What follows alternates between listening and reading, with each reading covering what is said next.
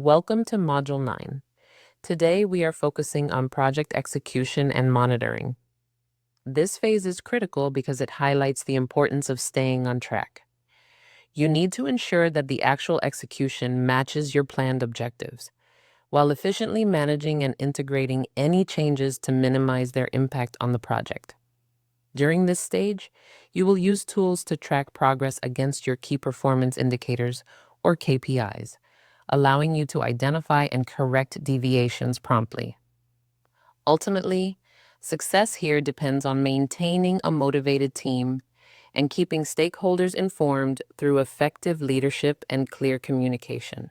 We begin execution with the kickoff meeting. This is where you establish the project vision and goals, clearly communicating the expected outcomes and how success will be measured.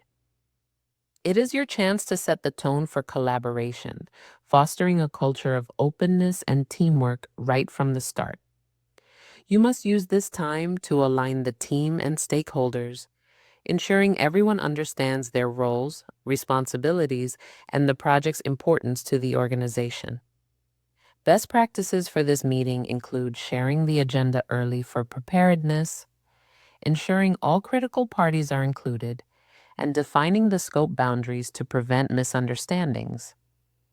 You should also outline the communication plan and review the key milestones, while encouraging open dialogue and questions. Once the project is underway, you have to navigate team dynamics. According to the 5 stages of team development, teams evolve over time. The first stage is forming, where members feel curiosity and anticipation, but also some apprehension about the tasks ahead. Next is storming, where frustration and conflict often surface as members confront differing ideas and compete for roles. Ideally, the team moves to norming, where a sense of relief and cohesion develops as roles are established. This leads to performing, where confidence grows and the team effectively works toward goals with a clear sense of purpose. Finally, there is adjourning, which brings a sense of accomplishment coupled with potential sadness as the team disbands. Because conflict is inevitable, especially in the storming phase, you need negotiation and problem-solving techniques. Forcing is when one person imposes their decision on others, which usually creates an atmosphere of strife and an us versus them perspective. Smoothing involves covering up real issues to ease tension, but the problem often resurfaces later. Compromise involves both parties giving up something to reach a solution. While this can lead to a sustainable agreement, it may result in a lack of commitment if stakeholders aren't fully satisfied. A better approach is collaborating, where multiple viewpoints are shared to find a solution. This leads to a win-win scenario where everyone commits to the decision. Finally, there is confrontation and problem solving, which assumes there is one correct solution that will reveal itself if the team digs out the facts. You should avoid withdrawal or avoidance, as this never results in a resolution. As you monitor the project, you will inevitably face changes caused by stakeholder requests, budget cuts, or organizational shifts. This requires change management, a framework for transitioning teams to a new state. A change management plan outlines how to implement these changes effectively.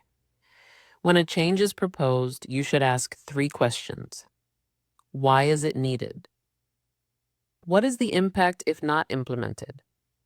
And are there alternatives?